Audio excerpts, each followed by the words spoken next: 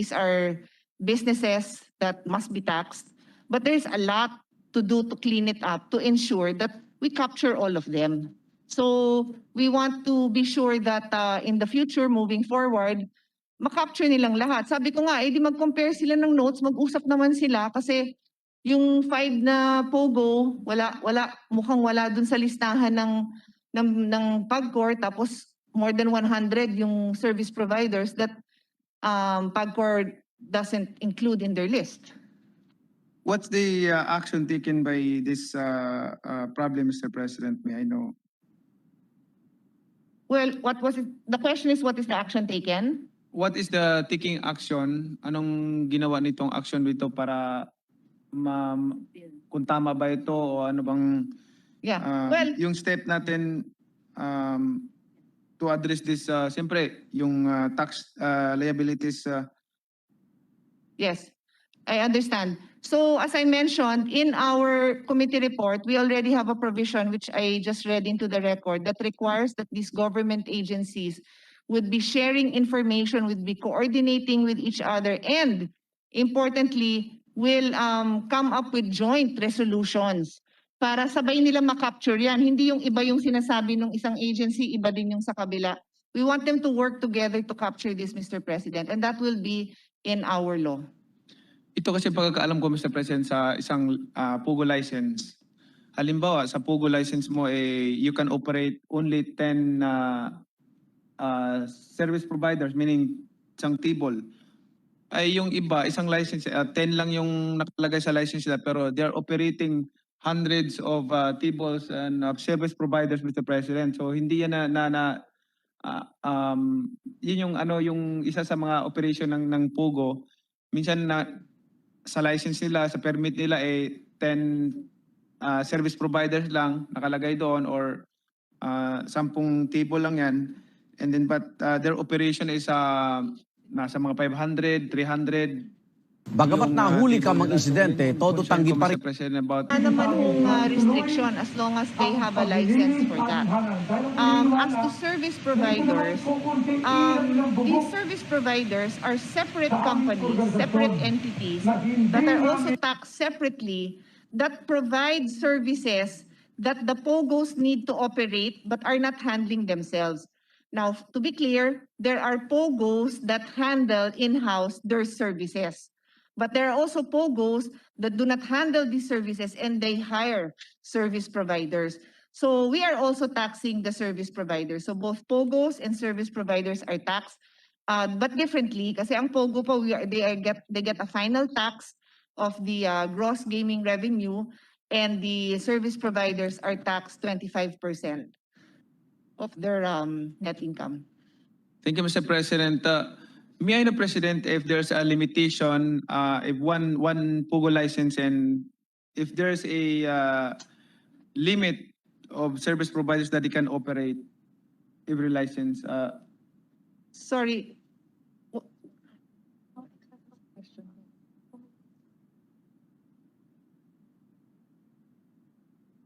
Understand the question. Is there a limit on the number of service providers that POGOs can use? Is that the question? Yes, Mr. President. Ang service providers kasi po, nagbibigay nga ng service that kailangan ng POGO. So, walang limit yon. In other words... I mean, Mr. President, sorry, Mr. President, to interrupt you. Yeah. No, so in other words, I'm saying that for so long as the POGO needs a particular kind of service, they can hire any service provider. They can hire one, they can hire 2 service providers, depending on the services that will be offered. Because to give clarity to this discussion, because to be honest, I did not understand this before. The service providers provide a number of services, such as customer relations, strategic support provider, IT, gaming software platform provider, live studio and streaming provider, and so on and so forth.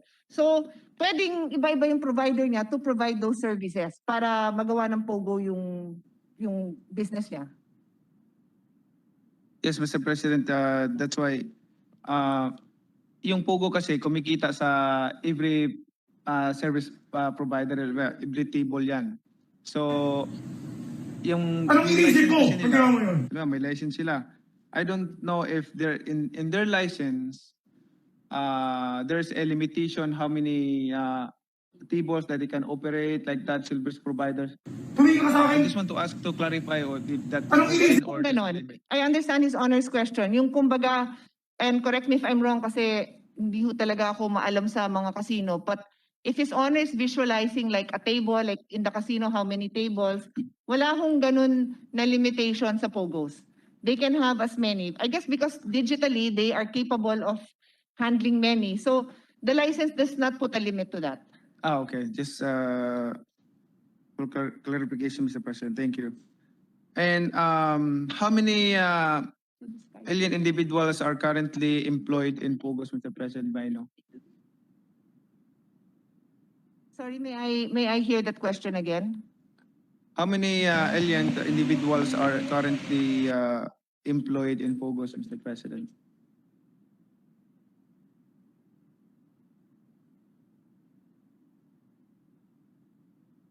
Okay, Mr. President, again, these are, is that no, that's different, okay.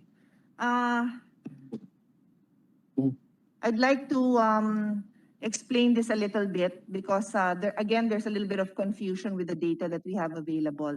So in 2020, we had those two and assumed that why did you issue 79,000 alien permits, but then that one falls under DOLE, no? But then DOLE also says that working in the POGO industry is only 42,000. So ano nangyari dun sa almost 40,000, mga 37,000 na walang alien employment permit issued in 2020? Well, one reason is the current number of foreign nationals could have been issued permits the year before, the previous year, or they could have gone home. So, hindi natin ma-compare ng maayos. Kaya, in our bill also, we require PAGCOR to issue parang POGO permits per employee so that we really know in a given time, ilan ba kayo? Kasi yung alien employment permit, hindi natin natatrack kung nandito sila right now. Because pwedeng umuwi sila eh. So hindi natin alam. So we want to be able to track that more efficiently because we cannot track it efficiently right now. Also, Mr. President, how much did we generate from the salaries alone of the alien individuals? So for the withholding tax, Mr. President, on the POGO employees, in 2019, it's 4.2 billion, and in 2020, 3.8 billion, Mr. President. Can you say it again, Mr. President? Sorry.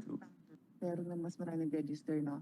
I'd like to explain a little bit. If you notice, the figure went down a little bit. Maliit lang. But actually, napakaraming POGO na umalis during the pandemic. Nag-ano din tayo sa kanila, parang nag-crackdown din tayo. May statements din si Presidente at that time. But then, nag-campaign din ang DOLE to accredit them. So, DOLE and BIR. So, even though kumonti sila, dumami naman yung nag-register. At dumami din yung numbers who paid. So, yung effect, maliit lang yung difference because siguro mas maraming first-timer dyan na capture ngayon. Thank you, Mr. President. Also, Mr. President, how did our government handle the POGO employees who continued avoiding their taxes? Well, actually, Mr. President, we have our law, our National Internal Revenue Code and other labor laws provide for the penalties for non-payment of taxes. And if I'm not mistaken, deportation also for aliens who do not pay their taxes. So those laws which govern aliens working in the Philippines would also govern the POGO employees. And I must take this opportunity to tell our government agencies to enforce these laws because that really is the problem that I've been encountering with a lot of our colleagues na as long as they pay the right taxes, as long as they follow the rules, okay lang. Pero maraming ang hindi sumusunod. So yun, they will be and just to add, DOLE and BIR now have a joint inspection team that goes around. So ito ho kasama sa debates din yesterday na na-establish natin na they've been doing that, and I think they inspected 196 establishments, no? So kasama ho yan sa nagawa naman nila. Pero ang pinagtataka ko, tama bang tanda ko, for the year 2021, wala naman silang in-inspect na establishment. So, takanta ako, bakit ganon? Ang dami nilang na-inspect nung 2020, tapos pagdating ng 2021, wala. As in, wala. Hindi isa, hindi 10, wala. So, I don't understand that. Oh, ano explanation? Ang explanation sa akin, COVID. COVID din naman ng 2020 eh. So, I don't know what's going on. Out of curiosity, Mr. President, may I know, may locals po ba tayo na employed sa Pogo? Yes, sir. Meron din po. For 2020, ang Filipinos natin is 28,394. And if you recall, I said for foreign nationals, it's 42,417. So ang total would be 70,811. So mas marami ho ang foreign nationals. Siguro, dahil magaling sila magsalita ng Chinese, Mr. President. That's Yes, I do believe that would be the answer, and I will take this opportunity to promote my advocacy, which is the fact that Filipinos are naturally multilingual. Like kayo po, at the very least, 3 na kaagad ang sa inyong language, hindi ho ba? Yung, well, sa Gensan kasi di ba Bisaya, Ilonggo, automatic, 2 na yung... Bisaya, Ilonggo. Oh, so 2 na yon, plus Filipino, plus English. I don't know if Bisaya, His Honor also mastered Chinese. Nakaka-Chinese din ho ba kayo? So, my point, Mr. President, just before I let the gentleman continue, is Filipinos are very good at languages. Mali, Mr. President. Ito Mali. lang ang barrier natin, yung Mandarin. I think there will be a lot of Filipinos who would be interested, and I truly believe that it is something that even TESDA should take up because magaling tayo sa language eh. And it will open up doors. It's not as if I'm pushing this just for the jobs in Pogo. No. English, Spanish, and Chinese Mandarin are the 3 most used languages in the world. And Filipinos can speak English. Yung Spanish, madali sa atin because ang dami nating words that use Spanish. And then Mandarin, konting aral na lang yan. Kaya na rin natin yun. So isa ho yan sa advocacy ko. Sana matuto tayong ibang lingwahe pa. Yung mga anak ko magaling mag-Chinese eh. Yun. See, the next generation, ang dami yung nag-aaral din ho ng Mandarin yung anak ko. Mag-practice na lang ho yung mga anak natin. With the implementation, Mr. President, of Mandana's ruling, may mapupunta bang share sa era ng LGUs, Mr. President, and how much? Which one? Sorry, Mr. President, I didn't hear the question.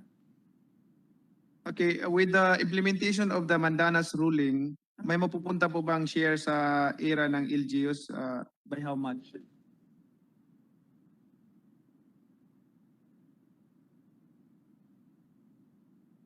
So they would follow the same sharing.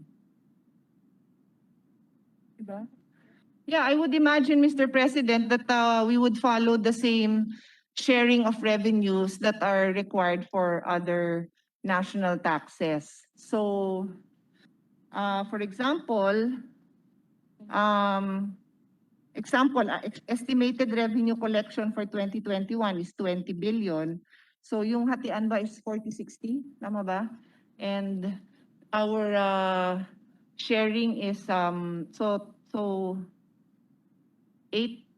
billion, 40%, yeah, 48 billion versus 12 billion ang hatian dyan. And the bigger chunk goes to the LGU, if I'm not mistaken. That was the response that I think our chairman of local government gave during the debates.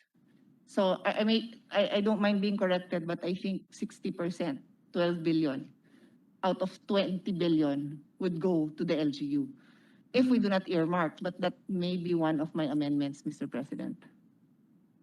Okay, Mr. President, I think some of my questions are already asked by my colleague, Senator. This pandemic, what is the effect of COVID-19 to the Pugo industry in the Philippines right now?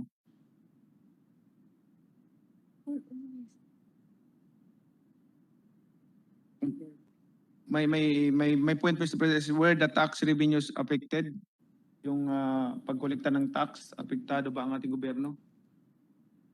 Well, actually, a lot of Pogos left the country during 2020. As to whether they left because of the pandemic or because it just so happened that the crackdown on illegal operations and the pressure on Pogos to legitimize their businesses happened at the same time as COVID. The point is they left. A lot of them left. So there's a lot of real estate rentals that were left that became open system, which is better for us. How many have we granted new licenses to new Pogo operators, Mr. President? During the pandemic. Yeah. So during the pandemic, there are 5 new Pogo registered enterprises, but not yet operational, but they have registered.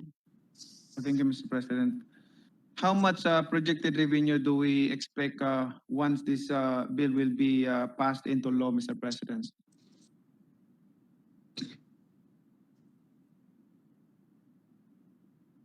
Um, 22. That's for the.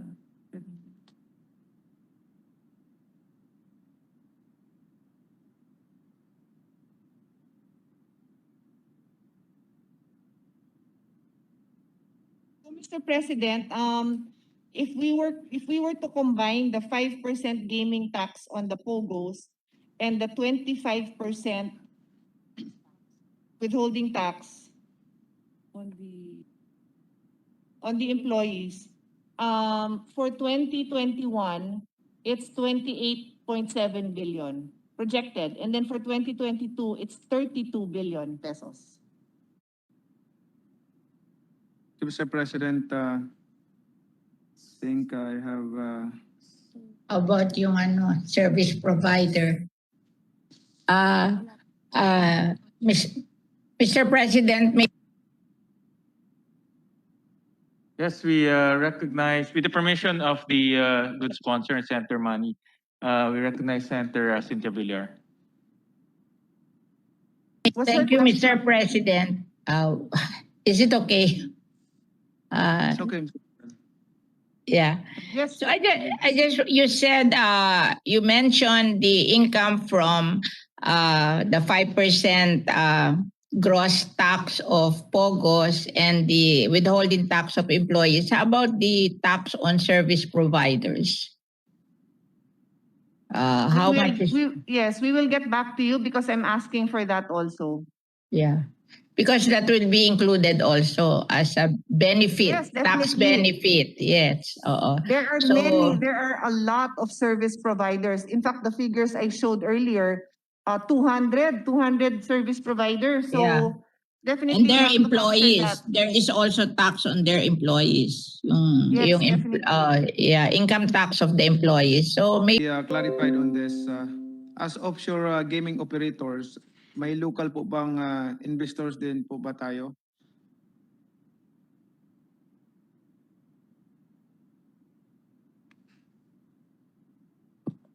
I think Mr. President, there are 10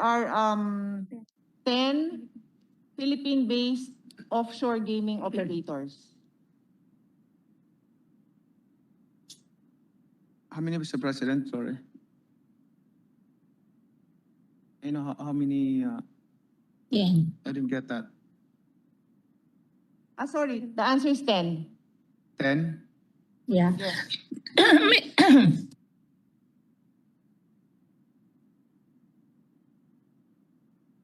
Mr. President, Mr. if we tax- President, in that connection, Mr. President, Can I ask a Yes, question with the same topic? Yeah. With the indulgence of the good sponsor, Yes, please proceed. Yes, yes, please, thank you. we I recognize think Senator they Villar. they give online franchise also to the local gaming companies. So do you include that in Pogos, yung online franchise to local gaming companies? Is that included, or the Pogos is just for the overseas? How do I assume that she's talking about this? Yung online gaming. May online gaming yung mga local companies eh. That's different, ma'am. That those I'm told that those are direct applications with PAGCOR and they're not considered POGOs. Okay. Thank you very much. Mr. President, last question. Hindi ko pagpatagalin to.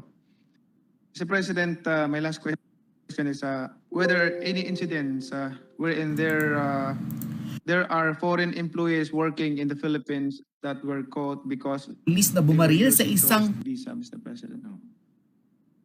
Yes, I believe there are a lot, Mr. President. I think that's one of the issues that many have because they're not paying the right taxes because they come in and are not registered properly. So I believe that is something that we really want to ensure we can cover in our bill. We are also going to very strongly suggest and demand from our government 52 taong gulang na lola sa Quezon City. Sa nasabing viral video, hindi napigilan ni Eliazar na itulak sa pader si Hensi dahil sa walang awa nitong barilin sa leeg ang walang kamuang-muwang na lola. Ay to our people that na lola. sila and some of our colleagues really pointed out some detrimental activities that they're doing, harmful activities by some, not all. So, tapos lulusot pa, hindi pa magbabayad ng tax. So the more that we really want to ensure that our agencies are capable of capturing these people and ensuring that they are covered by our tax laws. May nahuli na po ba, Mr. President? Wala.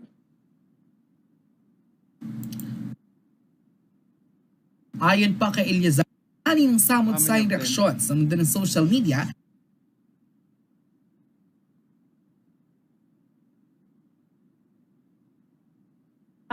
Yes, yesterday we spread into the record that of the 196 At kay Police Master Sergeant Hensi Zinampan, ang pulis So na what they bumaril did sa was isang they 52 informed and taong submitted gulang na the lola list sa to the Quezon Bureau of City. Immigration. Sa nasabing Sana viral ginawa video, ng hindi Bureau of napigilan ni Immigration Eliazar na itulak sa pader si Hensi dahil sa walang awa nitong barilin sa leeg ang walang kamuang-muwang na lola. Ayon pa kay Eliazar, paniguradong habang buhay na pagturusa ni Hensi ang walang awa nitong pagpaslang sa matandang kinilalang si Lola Susan. Narito ang viral video na umani ng samot-sayang reaksyon sa mundo ng social media. Sorry, security measures on this illegal, Mr. President, working using tourist visa, Mr. President.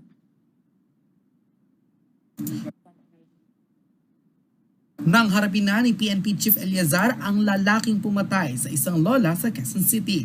Narito ang full video.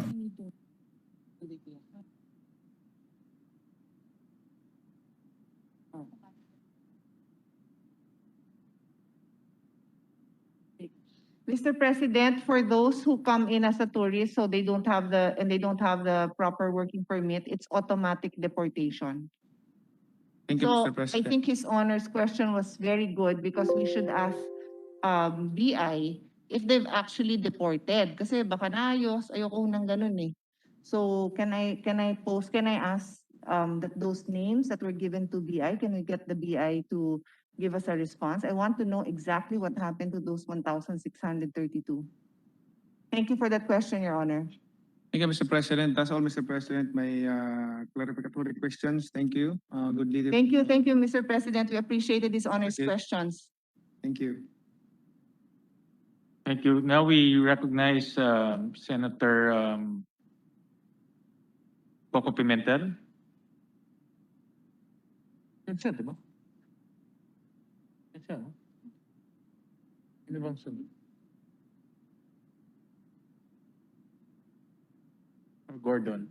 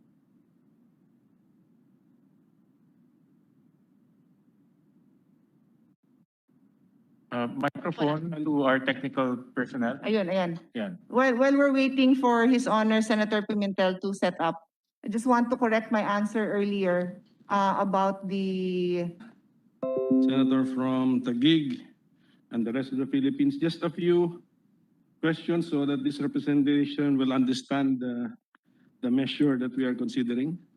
Of course, Mr. President, I am happy to answer to the best of my ability, and I'm happy also to learn from His Honor.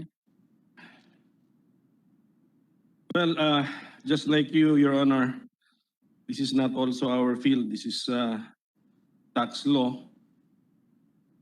But according to my consultant,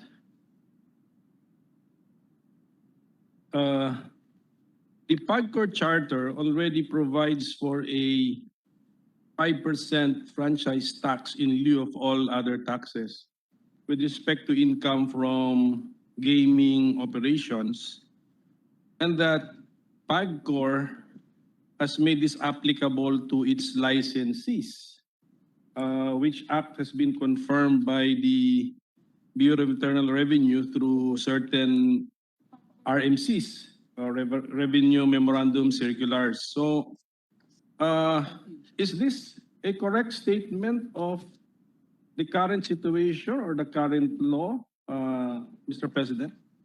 Actually, Mr. President, that is correct. Yesterday, we read into the record the charter of PAGCOR that says that it has the power to collect 5% in lieu of all other taxes.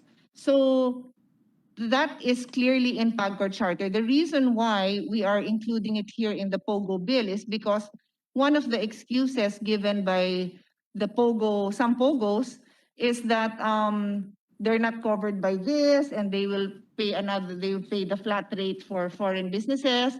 So we're just making it clear that they are covered by that same 5%.